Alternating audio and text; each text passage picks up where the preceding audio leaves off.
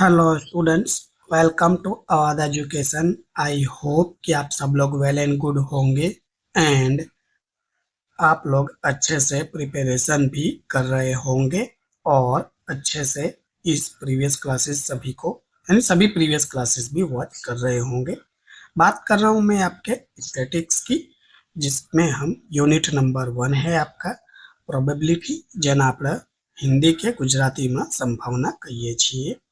ઘણા બધા દાખલા હજુ સુધી મેં તમને કરાવી રાખ્યા છે, પણ આ એવું લાગે છે કે આ છેલ્લા 2-3 વર્ષથી આપણા યુનિટને ભણી રહ્યા છીએ, કેમ કે આની અંદર એટલી બધી વેરાયટીના सम्स છે, જે કે દાખલા છે તે પતવાના નામ જ નથી લેતા।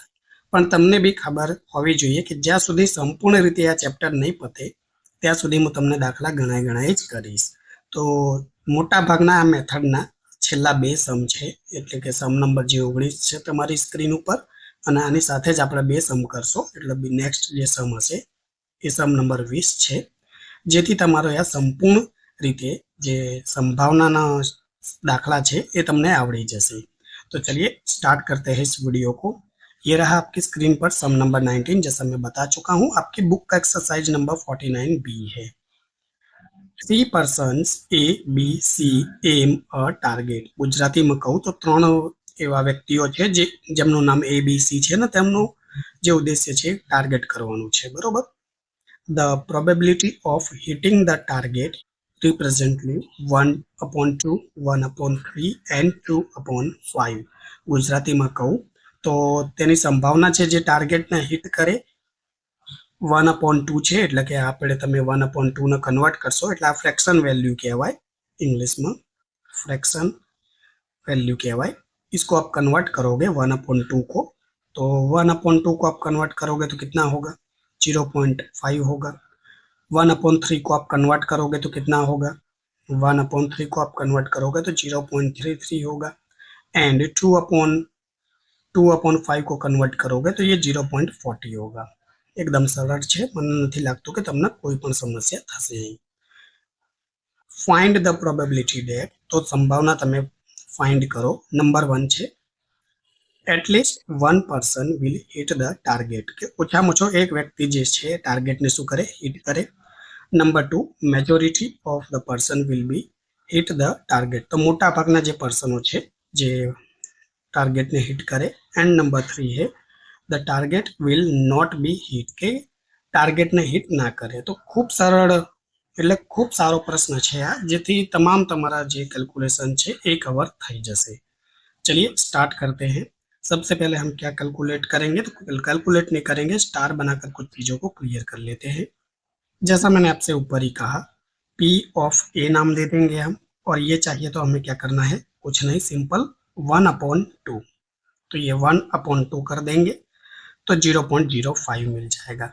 देयरफॉर मैं ऐसा लिख सकता हूँ, P डैश चाहिए तो मुझे क्या करना होगा 1 minus P of sorry A dash, P नहीं A dash, P of A 1 minus P of A, तो 1 तो है ही और P ऑफ A आपके पास है 0.5, सो P A डैश आपको मिल जाएगा 0.05। सिंपल सेम आंसर आ रहा है क्योंकि सेम वैल्यू है। देन स्टार बनाकर P ऑफ B ये भी मिल जाएगा, क्या है ये देख लीजिए 1/3 है, सो 1/3, 1 को 3 से डिवाइड करोगे तो 0.03 मिलेगा। एंड देयरफॉर आपको B डैश भी मिल जाएगा, B dash 1 minus P of B कर दोगे आप, यही फॉर्मूला है, तो 1 में से 0.33 आप लेस कर दोगे એટલે તમને જવાબ કેટલો મળશે 0.67 તમને જવાબ મળી જશે। સો સિમ્પલ, સો સરળ। एंड फरीथी तमे स्टार बनाईने तीजी विगत पण गणी नाखशो, जे के P ऑफ C कहेशो। तेनी पॉसिबिलिटी शुं छे हिटिंग टार्गेटनी 2/5 એટલે કે 2/5 करशो એટલે 0.40 મળશે તમને। देयरफॉर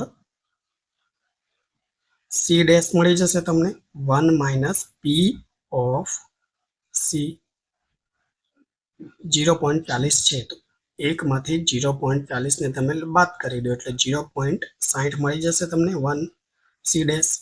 તો એકદમ સિમ્પલ છે. આ તમારે ગુજરાતી હોય કે ઇંગ્લિશમાં હોય સેમ કેલ્ક્યુલેશન હશે. બસ આ તમારે આ વસ્તુ જે ઇંગ્લિશમાં મેં લખી છે ગુજરાતીમાં લખેલું હશે, બીજું શું હશે. તો જે વિદ્યાર્થીઓ કહી રહેલા કે સાહેબ તમે ઇંગ્લિશમાં કોન્ટેન્ટ આપો છો, ઇંગ્લિશમાં ભણાવો છો, અરે યાર હું इंग्लिश में तो भणाऊं છું પણ સાથે હિન્દી તો બોલું છું ને. कहने का ये बात है कि मैं भले इंग्लिश में प्रोवाइड कर रहा हूँ मटेरियल्स, हिंदी में मैं सारी चीज़ों को एक्सप्लेन करता हूँ.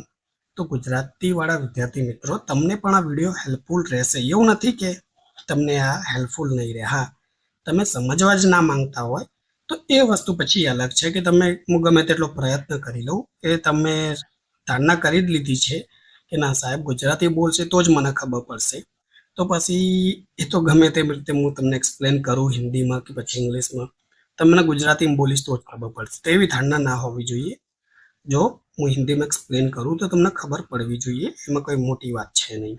તો પ્રશ્ન આપણો એ છે कि at least 1% will be hit the target, यानी हिंदी में कहूँ तो 1% क्या करे, टारगेट को हिट करे. ओके, तो इसकी फॉर्मूला क्या होगी. मैं कलर चेंज कर लूँ. यस, कलर चेंज कर लेता हूँ, येलो. तो क्वेश्चन नंबर 1 है हमारा, at least 1% will hit the target.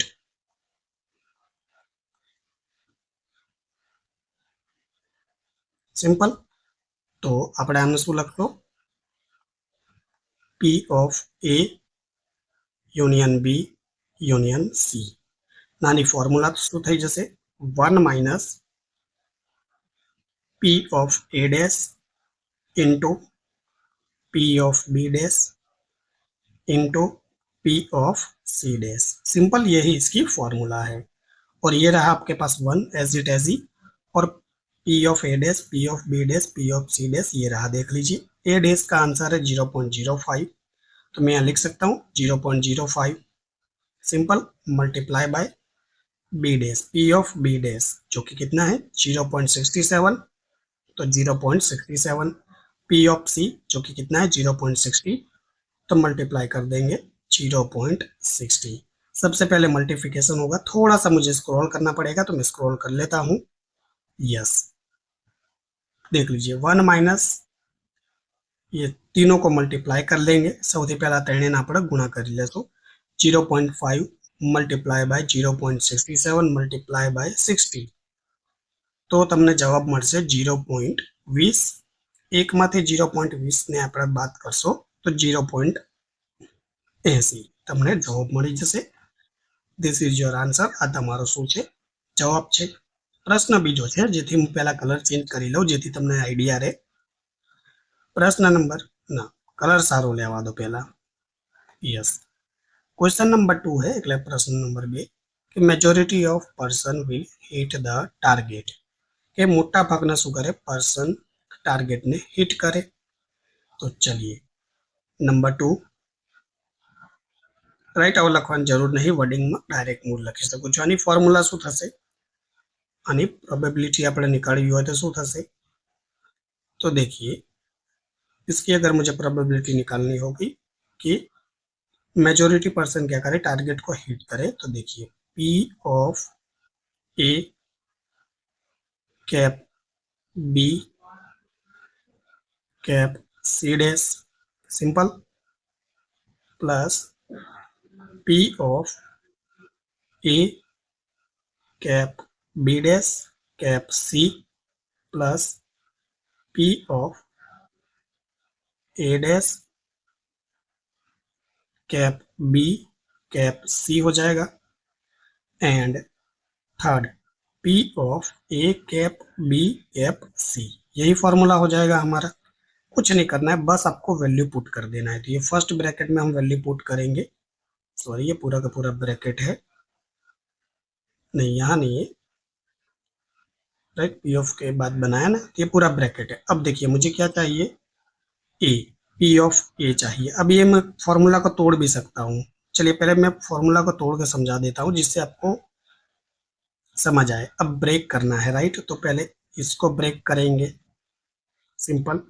तो देखिए इसको ब्रेक करना है तो मैं क्या लिखूंगा, P ऑफ ए, और ये फिर मल्टीप्लाई होगा P of B multiply by P of C। Simple. Plus करेंगे, आप चाहो तो इसको ऐसे ब्रैकेट में भी लिख सकते हो, बड़ा वाला ब्रैकेट करके, जिससे आपको ज़्यादा प्रॉब्लम ना हो। इसको भी ब्रेक करेंगे तो P of A multiply by P of B dash multiply by P of C। So simple. और इसको आप ब्रैकेट में लिख दीजिए, काफ़ी आसान है।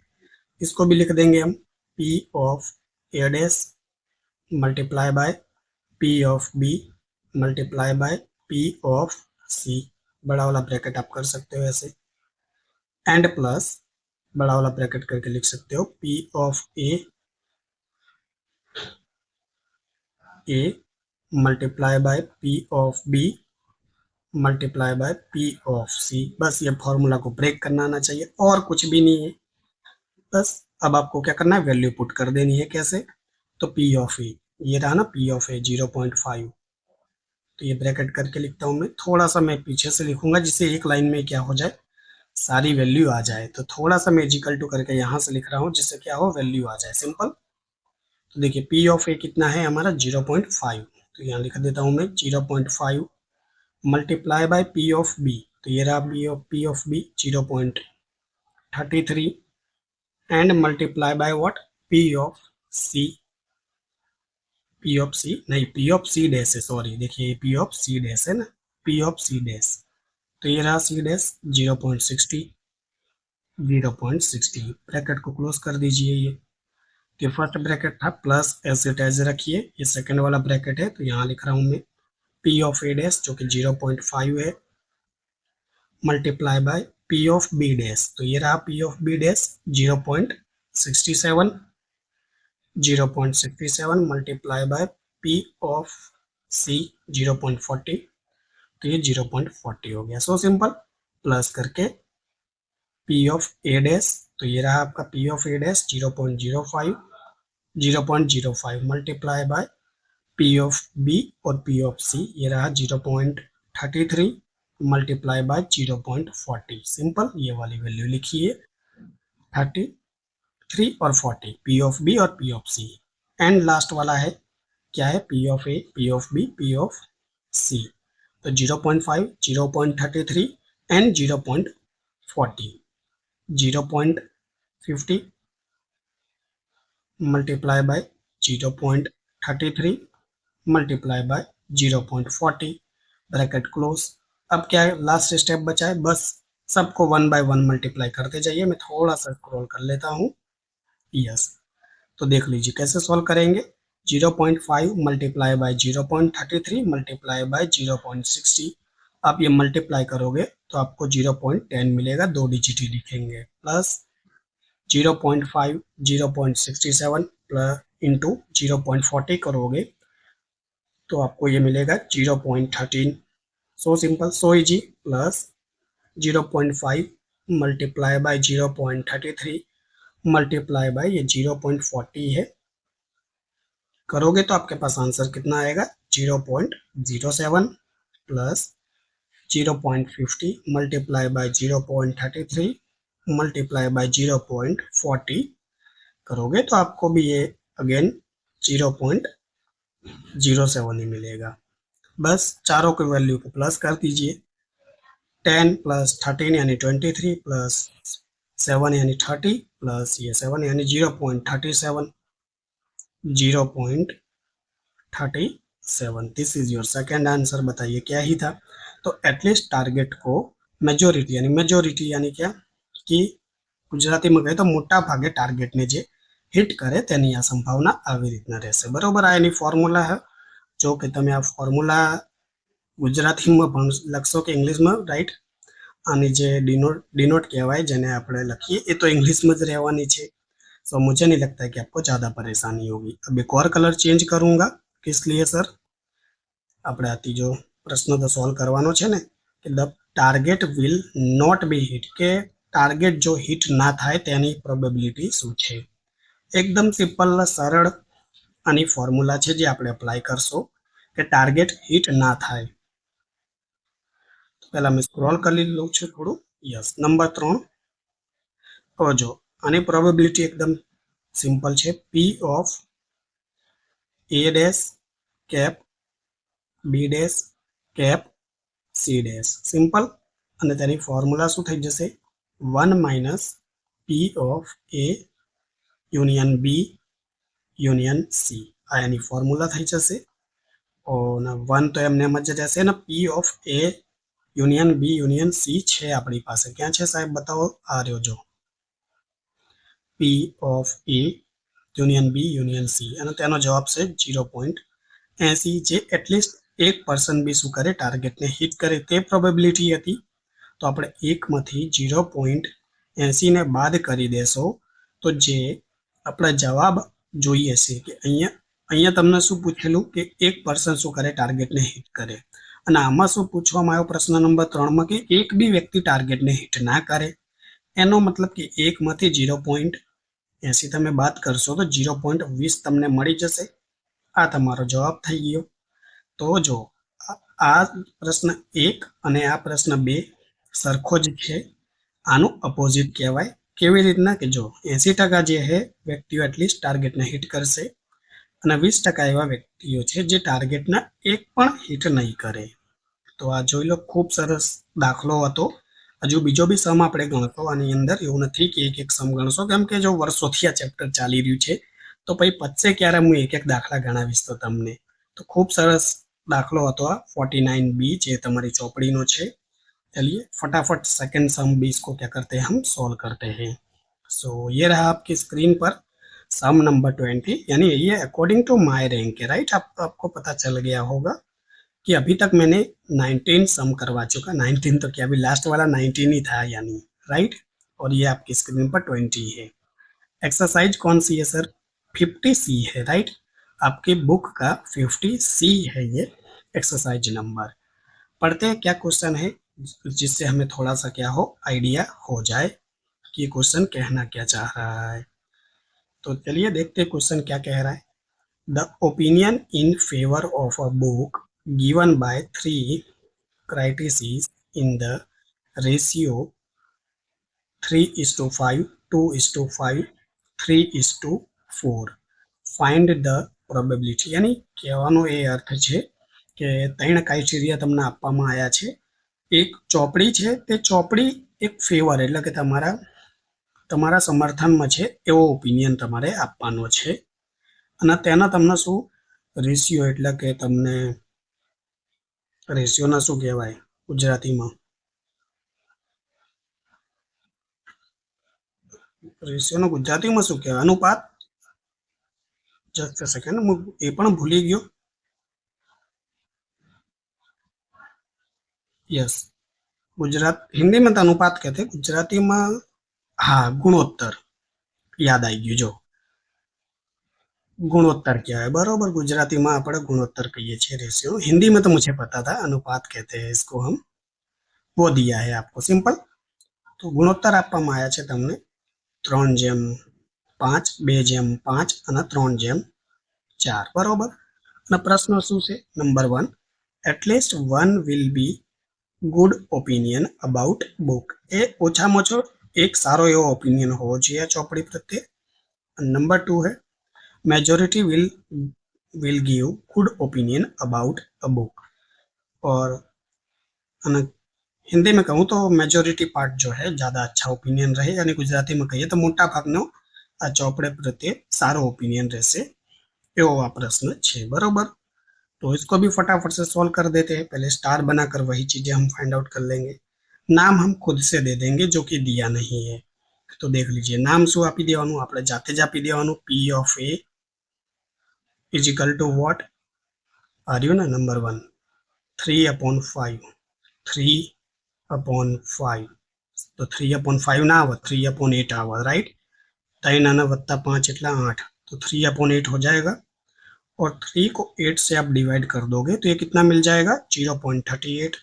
Therefore P of A dash is equal to what, 1 minus P of A.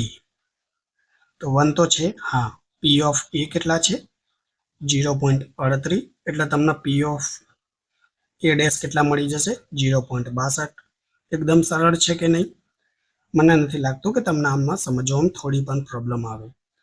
Star बनाकर P of B find out कर लेंगे, जो कि कितना है 2/5। तो 2 + 5 7, तो 2/7 2 ભાગે 7 કરશો તો તમને કેટલો જવાબ મળશે 0.29 મળશે। therefore p of b dash is equal to what 1 minus p of b, અને 1 તો એઝ ઇટ ઇઝ, અને 0.29 તો છે આપણી પાસે p of b। એકમાંથી 0.29 ને બાદ કરશો એટલે 0.71 તમને મળી જશે, અને સ્ટાર બનાવીને p of c કેલ્ક્યુલેટ કરી દેશો તમે 3/3 જેમ 4 એટલે કે 3 ને 4 7 થાય એટલે 3/7, 3/7, और 3 को आप 7 से डिवाइड करोगे तो 0.43 आपको मिल जाएगा। Therefore P of C dash is equal to what 1 minus 0. P of C dash तो लख्યું જ નહીં, બોલો મેં થઈ જાય આમાં શું 1 minus P of C, તો 1 as it is 0.43 છે એના આપણે બાદ કરી દેશો, તો 1 માંથી 0.43 તમે બાદ કરશો એટલે 0.57 તમને મળી જશે। હવે આ તો આપણે વસ્તુઓને ગોઠવી છે। હવે આપણે શું ગણતરી કરવાની છે, પહેલા હું કલર ચેન્જ કરી લઉં। Number 1, at least one will give good opinion about book, right. Number 1 કે એટલીસ્ટ સારો ઓપિનિયન હોય આ બુક ઉપર। તો જો ફોર્મ્યુલા શું થઈ જશે P of A union B union C, simple.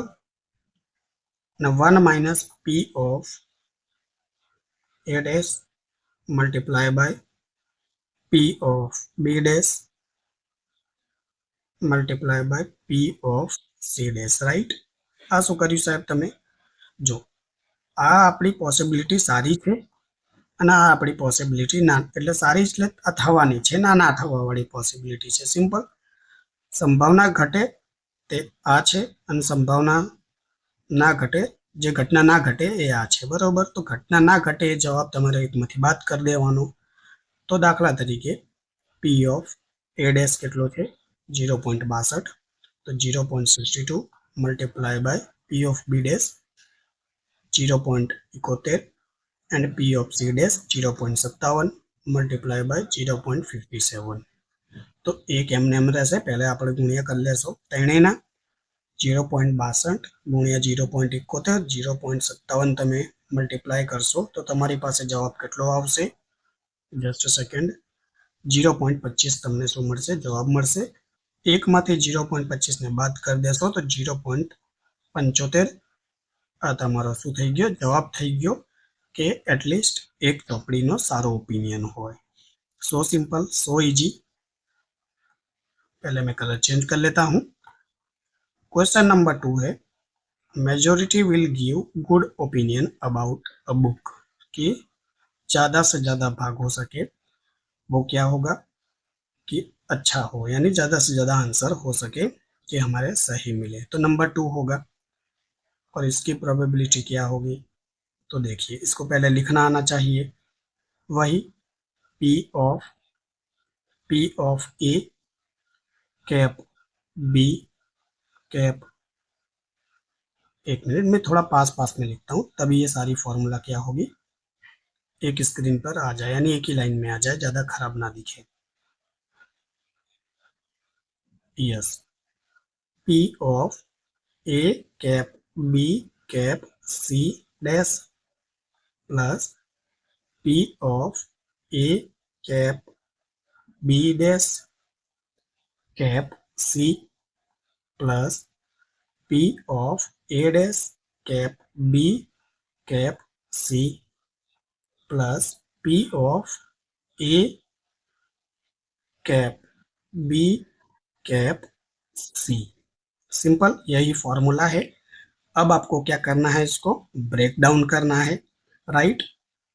इसको भी ब्रेक डाउन करोगे, इसको भी ब्रेक डाउन करोगे, इसको भी ब्रेक डाउन करोगे, इसको भी ब्रेक डाउन करोगे, कैसे करते हैं मैंने आपको सिखाया है, फिर भी मैं इसको करके दिखा रहा हूँ। आगे की कैलकुलेशन आपको होमवर्क में देने वाला हूँ, तो मैं ब्रेक डाउन करके दे देता हूँ आपको। देखिए कुछ नहीं करना है, ये फॉर्मूला है राइट। मैं यहाँ से लिखता हूँ जिससे क्या है बड़े आराम से आपको दिखे। P of A multiply by P of B multiply by P of C dash simple. इसको चाहो तो ऐसे ब्रैकेट में आप इसे क्लोज भी कर सकते हो, सिंपल। प्लस फिर से ब्रैकेट में लिखो जिससे आपको ये समझने में आसानी रहे। P of A plus P of B dash plus P of C so simple so easy. फिर इसी को भी ब्रेक डाउन करेंगे, ब्रैकेट में लिखोगे तो ज़्यादा अच्छा रहेगा। P of A dash plus B plus P of C bracket close plus last वाला ऑप्शन। तो क्या है, ये तो काफी आसान है। P of A वैसे तो आसान सब थे, P of B and P of C simple. बस इसको ब्रैकेट में क्लोज कर दीजिए। अब आपको क्या करना है, ये चारों की क्या करना है, वैल्यू यहाँ पुट करनी है। वैल्यू पुट करने के बाद चारों को मल्टीप्लाई करोगे तो यहाँ आंसर आएगा, और वो जो चारों का आंसर आएगा उसका आंसर आपका ये फाइनल हो जाएगा। सिंपल, इतना चीजें मैं आपको होमवर्क में दे रहा हूँ। ये फॉर्मूला तो मैंने लिख दिया है। वैल्यू पुट करके आपको फाइनल आंसर क्या करना है, यहाँ जो फाइनल आंसर है उसको कमेंट करना है। क्यों? क्योंकि अभी तक आपको होमवर्क तो मिला नहीं है, तो यहाँ से अब आपको होमवर्क मिलेगा। कमेंट में सभी स्टूडेंट अपना आंसर लिखेंगे, क्या आंसर आ रहा है राइट, और आपका आंसर सही है या नहीं, सही है या नहीं, सही और गलत जो भी होगा मैं उसका रिप्लाई 100% दूंगा। रिप्लाई 100% देने वाला हूँ राइट। देखिए कोई बड़ी बात नहीं है, प्रीवियस सम सेम ऐसा ही है। देखिए इसको मैं बता देता हूँ कैसे। ये देख लीजिए जो अभी मैंने आपको कैलकुलेट करवाया राइट, ये देखिए कौन सा, ये वाला, ये 2 नंबर का जो है सेम यही चीज है। तो मैंने यहाँ तक तो आपको करके दे दिया है, आपको बस 3 स्टेप फॉलो करने हैं। वैल्यू पुट करना है, और वैल्यू पुट करके फिर जो भी आंसर आए उसको प्लस करना है। तो ये 3 स्टेप मैंने आपको उस सम में होमवर्क में दिए हैं। बस इतना सा काम करना है आपको। होमवर्क जरूरी है राइट। तो देख लीजिए, अगर हिंदी में ही अब कहूँ तो मैंने ज़्यादातर सम आपको करवा दिए हैं। अब एक और मेथड है जो उसके भी सम्स इम्पोर्टेंट है राइट, जिसका नाम है बायस थियरम मेथड। उसके भी सम्स आते हैं, वो उसकी भी थियरी समझेंगे राइट, उसके भी 3-4 सम कैलकुलेट करेंगे, जिससे आपकी प्रोबेबिलिटी जो है बहुत ही अच्छे से कंप्लीट हो जाएगी। मैंने ज़्यादातर सम सभी वेराइटीज़ के करवाने की कोशिश की है कि आपके सभी टाइप्स के सम क्या हो जाए, कवर हो जाए।